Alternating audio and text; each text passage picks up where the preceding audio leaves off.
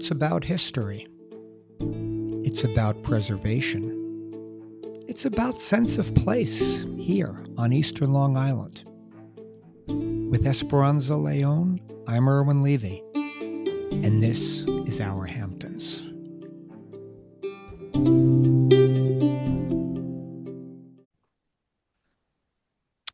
Esperanza, good morning.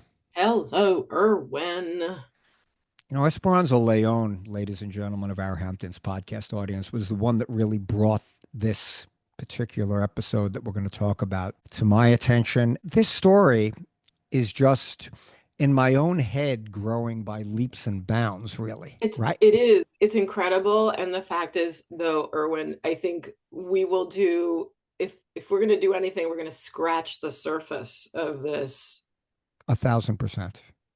because it's so much bigger than you and I. It really is, and it's cover in the few minutes that we have. And it's so incredibly off radar, an incredibly off radar Eastern Long Island story. You know, we've had podcasts where we've talked about places that don't get the attention they deserve, Right, but they're right. known. Sort of highlighting them, bringing them Right. back, reviving them. But But this is, I mean, if we did a survey, I think very few people, very few, would have heard of the Lindisfarne Association, Esperanza. And I think for our audience, we're going to start with what the Lindisfarne Association operated from 1972 to 2012. The beginning years in Southampton, we will get to that shortly, but that's the connection. that's people. That is the connection. There is an East End connection here. there will be, and the East End connections actually increase as we get along. But to give a definition, it was a nonprofit foundation and diverse group of intellectuals.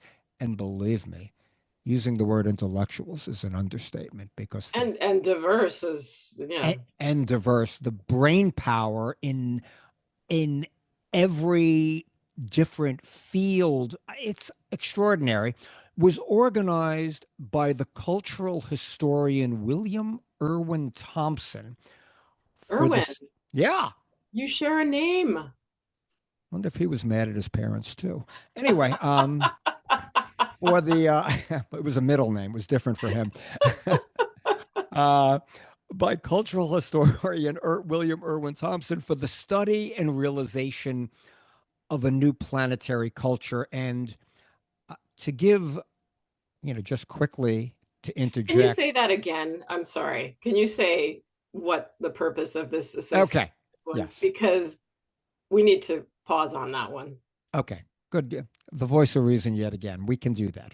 The Lindisfarne Association, 1972 to 2012, a nonprofit foundation and diverse group of intellectuals organized by cultural historian William Irwin Thompson for the study and realization of a new planetary culture.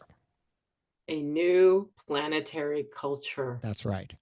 These people were not thinking locally. It's a whole new culture for the planet. Yes. And it started here.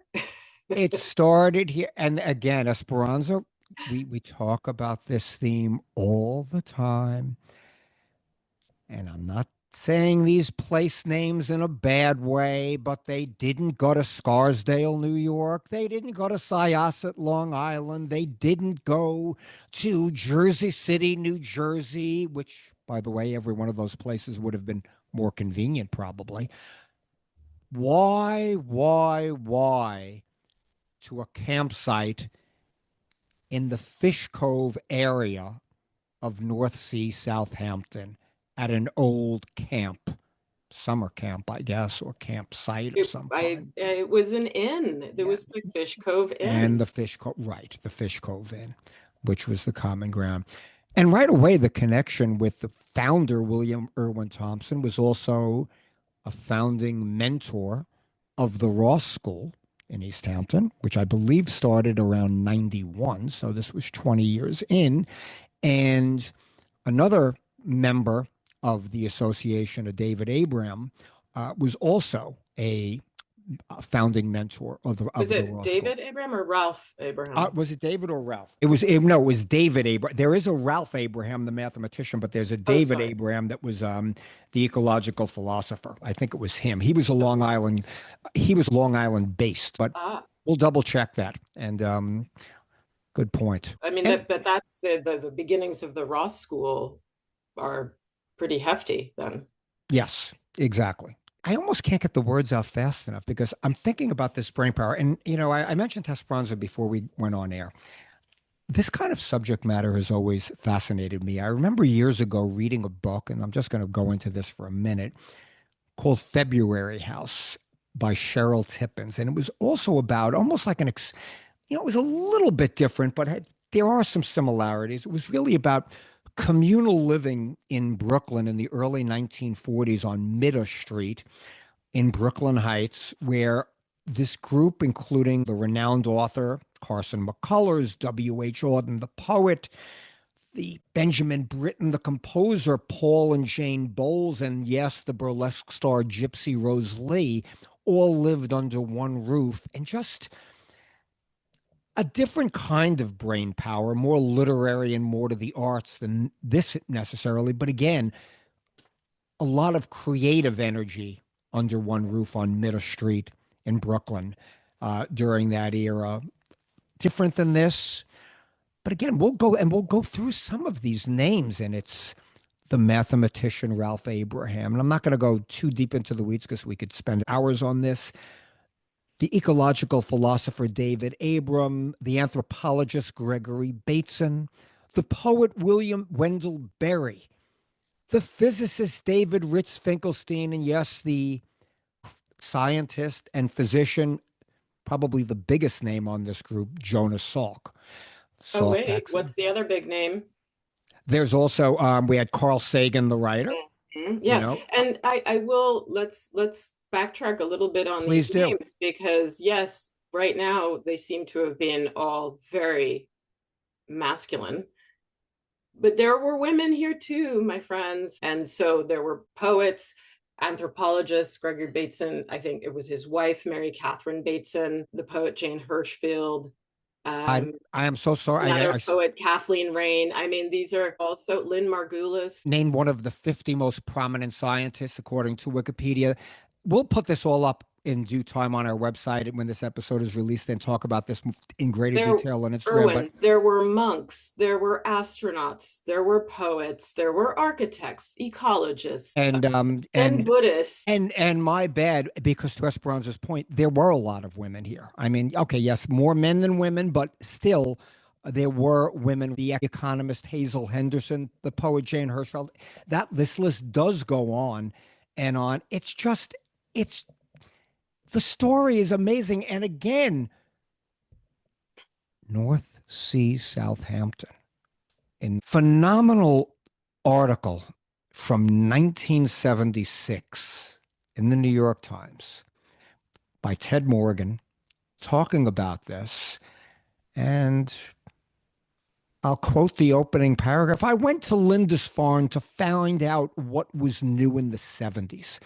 I heard there was a community out on Long Island where anti-establishment thinkers congregated to talk about large questions. Esperanza, this is exactly to what you were just bringing out. It was an informal sort of place where Eastern gurus met Western scientists and where academic disciplines, I love this line, where academic disciplines were poured into an intellectual mixmaster. Yes, it's terrific. It's Could terrific. you be and we've A spoken about fly on this. the wall. Fly on the wall. I remember when we did the episode about Bobby Vans, when all of those writers would be sitting over drinks, talking about the world. That brain power was nothing next to this. I mean, this really tops it. You're right. And all of this brought together pretty much by William Irwin Thompson, who's That's right. described as a red-bearded, silver-tongued Irishman. He was born in Chicago. Right. Um, but I can't resist but give the Canadian connection here Please also, do. Yeah. because there was a man who had been an advertising exec, Gene Fairley, and had left his position in that realm, in that field, and he had begun studying Zen Buddhism. And he read a review of one of Thompson's books, At the Edge of History, in the New York Times. And he visited Thompson, who at the time was teaching at York University. He also taught at the University of Toronto, my alma mater. Okay. Um, but that was to discuss forming a group for the promotion, and here we go again, of planetary culture. Yeah. And they came back, he returned to New York, raised money, $150,000, that included support from donors, from Nancy Wilson Ross and the Laniers, and ultimately from the Rockefeller Brothers Fund. Yeah. This is an incredible beginning. And now this was also, and this author of this article brings out, I'll just even use this quote. Thompson, man, now remember this William Thompson, 37 years old, was a full professor at age 33. So, I mean, very young at MIT. Thompson had, in the words of his department head at MIT, ruined a brilliant career because I love while, that. In right? So, academia, you're saying. exactly. So, like, while, remember, he was 37, a full professor, if not tenured on tenure track, that's a lifetime kind of job at, arguably one of the top five prestigious universities in this country. And yet he gave it up for something that he perceived as a bigger picture, a Yeah, bigger and cause. because, here we are gathering, talking about all these phenomenal thinkers, but yet he felt that these institutions of higher learning were morally and intellectually bankrupt, which is such an interesting thought for our current times. No question. So much of this story, actually, Irwin, as I was, as it unfolded in your research, made me make those connections to what we are experiencing today. Uh, a great philosopher said history is circular, Correct. and again, you brought up the Rockefellers, this was, and it was sort of, in the article points this out, not the least irony of Thompson's community, dedicated as it was to finding alternatives to the established order, was the fact that it was partially funded by the Rockefellers, and you could not have gotten more More establishment than that. establishment. Exactly. Exactly. So there was a lot of that, but again, and to ground it, center it again, in 1973, opened this Lindisfarne. And I just want to give the description because, and we're going to post pictures. The pictures are at fantastic. the Fish Cove. That's Yeah. right. Yes, it He was. And opened, interestingly, it was at the end of toward the end of the summer. It was like in August, at the end of August, that they right. started gathering at this place. And it was a group of cottages, the most bucolic kind of setting imaginable around a main lodge on hilly ground overlooking a cove 5 miles, from Southampton proper, up in North Sea, off of Noyac Road. Name, was borrowed from a monastery founded on an island in 635 AD by unbelievable. Well, Thompson was a poet after That's all. right. That's right. And again, the group of heavy thinkers, we got into this: Gregory Bateson, Lewis Thomas, Dr. Jonas Salk. And again, the theme, if we're going to get what the single theme could be abstracted from the talks, this is where it came in. Where did he throw away an academic career and everything else? Was industrial society was finished. That's what these people gathering around were about. And again, And well, this was a topic of discussion, I guess, in 1975.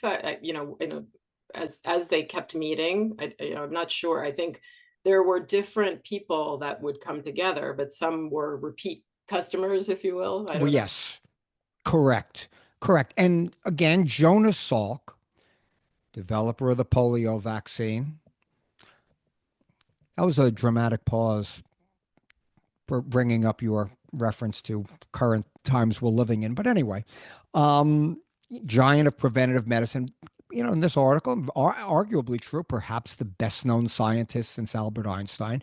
So he was the opening speaker. He might have been the least, at one of the lesser abstract thinkers here. This is a person really of science, Hmm. more so than the broader picture. And I'm reading this article, Yeah, he, you can't accuse Jonas Salk of being woo no, no. woo. I mean, he was like putting out things in graphs with S-shaped curves with slides, and his presentation, and this is what I sort of gathered from the article, was something he could have presented at a medical conference, a little more straightforward than this ultimately got into as it went along. And the article in the New York Times from 1976 goes on. Head shook. Gregory Bateson, 72 years old, rumbled he had no idea what Salk's vertical and horizontal coordinates meant. And again, Bateson sort of emerged. They refer to him here as like the high priest of the conference. He was the son of again, the pedigree, distinguished geneticist, William Bateson, studied biology at Cambridge, switched to anthropology, met and later married Margaret Mead. I mean, like the converging storylines here. And whereas Salk was very hopeful, Bateson, on the other hand, The was gloom. anthropologist. The anthropologist was gloomy, believing that we might have 20 or 30 years before our old positions destroyed us. Well, here we are, ladies and gentlemen. Yeah.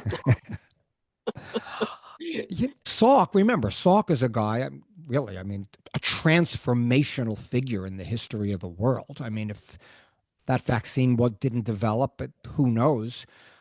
Salk saw man overcoming his difficulties thanks to the survival of the wisest. Bateson saw man destroying a planet he didn't understand. And again, you talk about things, bringing it to global warming, things that Yeah, weren't yeah, yeah. discussed 50 years ago. No, I mean, this is nothing. It's nothing new. Yes. Esperanza, this is really funny. Like, this conversation is so organic, what you and I are doing right now, because like I just going through our little outline and making these kind of connections, just that one comment. Bateson saw a planet on the verge of destruction. There was no such term as global warming. And we're not delving down into that, but just, Maybe not global warming, but in the 70s, people were very aware of what humans were doing to the earth. As a complete aside, I mean, my uncle was involved in writing a book about that. And okay. I read it and thinking, this is valid today. Yeah. Nothing, there's the evolution of thought about this. Obviously, we know more, but back then they already knew. That's, that's such a salient point.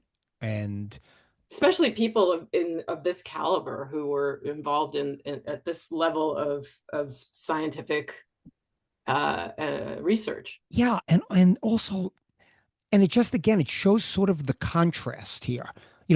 Salk and Bateson, two brilliant people. When again, Salk seeing things more optimistically, this is a guy that solved what could have been a worldwide epidemic, while Bateson just viewed things as slippery slope going downhill. And And it's finding the in between, right, of that's those right. two thoughts. And which is sort of the point of what this whole Lindisfarne. conference Yeah. was. If you, and again, creating a hypothetical, if you want to put at opposite ends of the scale, Salk, a by the book scientist, Bateson, a more free thinking anthropologist, and then everyone from poets to Buddhist monks to everything else Yeah. in this mix master. It is just extraordinary. And even after Salk's departure from this conference, the founder, Thompson, confided, I don't think Jonas understood a damn thing that Gregory was saying. Like, so Thompson is second guessing, not second guessing, but questioning Jonas. Did Jonas Salk even get this? Like, Right. this Right. is Yeah. this is the brain power going on here, right? And it's just, Yeah, well, it's this particular article is very entertaining. yeah. So that's sort of where it is. There were people who, going back to your thought of the communal living, and it's not clear to me how long the groups would meet and stay at Lindisfarne, at Fish Cove, but this led to many other things. And so it included this couple, John Todd and his wife Nancy, Right. who had launched in 1972 in Falmouth, Massachusetts. Is that how you pronounce that? Yes. Falmouth. Um, this place called New Alchemy, and here they had created a whole community on a 12-acre farm where they replaced non-renewable resources like fossil fuels with a resource that was renewable and harmless, as it says in this article, solar Right. power, right? Right.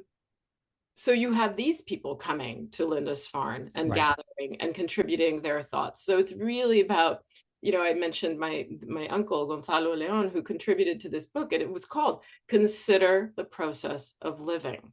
This Right. was the kind of thinking that was happening at that time, and when it continues to happen to this day, and it is a little more prevalent.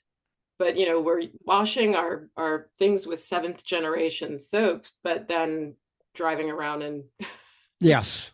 gas guzzlers and so forth. So it's really, there's this complexity to this, where this was like, you mentioned this, I think before we came on, this was like a think tank Right. of people that I almost wish would continue to this day. Exactly. And, it continues on with these other stories. Just to give you a background of the people that were participating in this, you brought up the Todds. I'm pronouncing this, maybe I'm pronouncing this correctly, a Sufi master arrived, Yeah. Sufi, Furvilayat Khan, sat on the podium where admirers removed his shoes, crossed his legs in the lotus position, and talked about the emergence of a new dawn. East met West with a muffled clashing sound. Saul Mendlowitz, president of the Institute for World Order and professor of international law at Rutgers, wanted to know how Sufism could be applied to misery and human suffering. It's not we who are suffering, it's God who is suffering. This was just the back and forth going on here. And again, it continues with the contrast. Lewis Thomas, the Tweedy, Ivy League, Yale, Harvard, Princeton, a member of the medical establishment, dean of the NYU and Yale schools of medicine, now at Memorial Sloan, while he was puffing happily on a pipe, mind you, where smoking was prohibited. But this is the kind of conversations, dialogues, and everything that was going on here. They were even as advanced as that, where smoking was prohibited in the conference room. Yeah. That's pretty amazing. At And, that time, 1970s, yeah. everyone was smoking. And in his wrap up, and I mean, it's almost like we can almost, in a sense, sort of start winding this episode down, because I think we're trying to give just the backdrop of what this was all about. In his wrap up, Thompson said we have to act fast before the bad news of the demise of industrial society kills us all.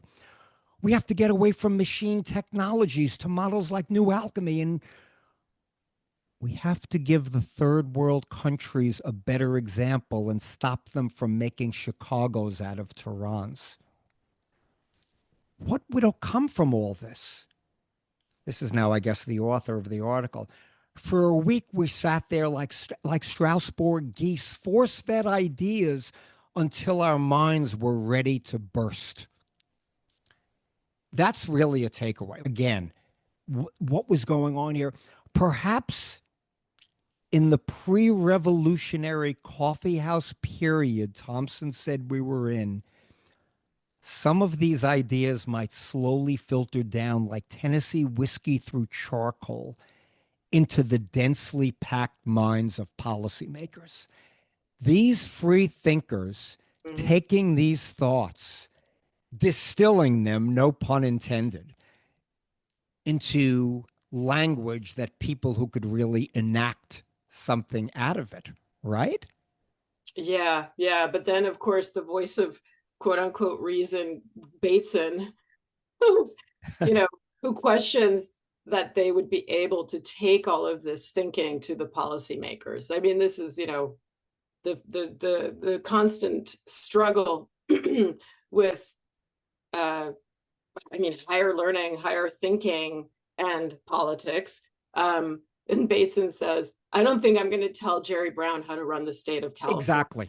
But he does think there are tools on how to perceive that he could use. Yes, yes. And that is the point, right? Because it's not about taking every single thought that these individuals had and applying it, but an essence of it. And they're perfectly reasonable suggestions.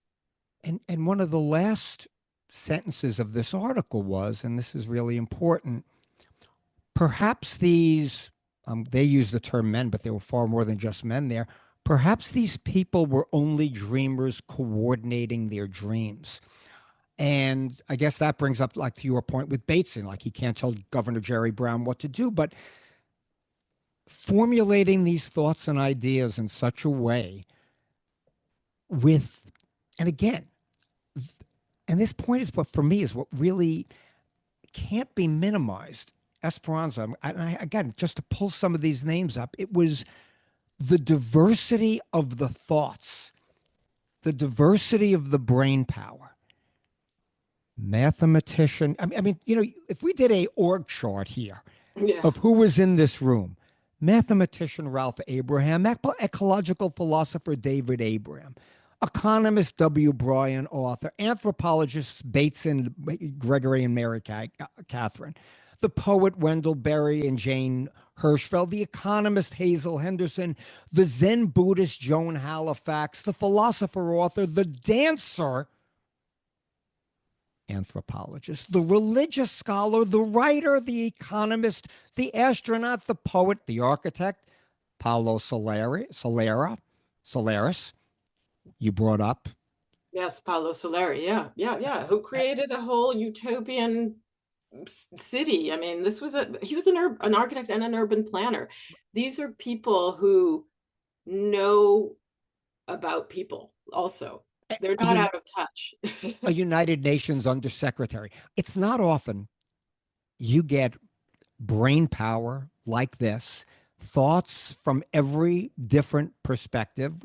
Goes back to that opening line in this article about it's like a mix master converging together, talking together, not necessarily maybe with a means to an end because they had no real power to legislate and act, but just sort of was it an overview of the greater good of what could be? Yes, because I think individually, then each of these people, I think I said this earlier to you as well, is that some of these names are household names, Right. others are not.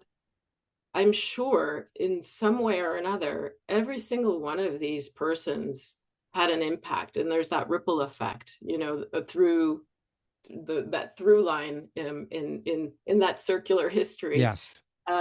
where where we are today, where there are kids who understand the impacts of pollution and of not recycling and of the effects of global warming and so forth. I mean, these are not foreign concepts to the majority of people these days, and Eh, it is, I think, in great part due to people like this that we have come to these realizations today. It's just that consistent progress of thought, evolution. these were people thinking about things that people in power to actually enact maybe should be, but don't. These people were unencumbered by politics or anything else. They were literally, I mean, for lack of a better term, I mean, thinking for thinking's sake, for a greater good, a higher purpose. any other kind of term you want to use. And Esperanza, to wrap this up and bring it full circle, all of it in Fish Cove in the North Sea section of Southampton, Long Island. That's, yeah, it's Remarkable. it is remarkable. And so happy to have been able to, like I said, just kind of scratch the surface of this, because you go down a serious rabbit hole as soon as you, and by the way, all of this came about just for me finding some information about a Fish Cove Inn. Exactly. And an old postcard, and stumbling on 1,000%. this information, which you could seriously have days and days of reading. Great stuff. And I guess, Esperanza, on that note, we're going to be hard pressed to uncover a story this off radar again, but we're not giving up, because this one is just really extraordinary. Yeah, I'm looking forward to hearing if there are any people amongst our listeners who knew about this, maybe participated. Because we forgot to mention there was even, I think, Shinnecock participation. That's right. Yeah. So well, I would love to know, because this goes way beyond just Fish Cove, and it's really, like I said, there's a ripple effect here that I know is being felt. Yeah, and to wanting to pursue, again, for the study and realization of a new planetary culture. This is not a black and white, not just almost seeking out an intangible in a lot of ways, like just such a big picture, big idea kind of thinking in Southampton. Esperanza, Thank you, Irwin. as always, a pleasure.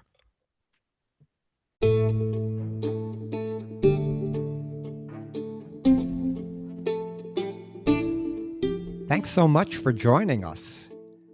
New episodes of Our Hamptons are released every other Tuesday. Find them wherever you get your podcasts.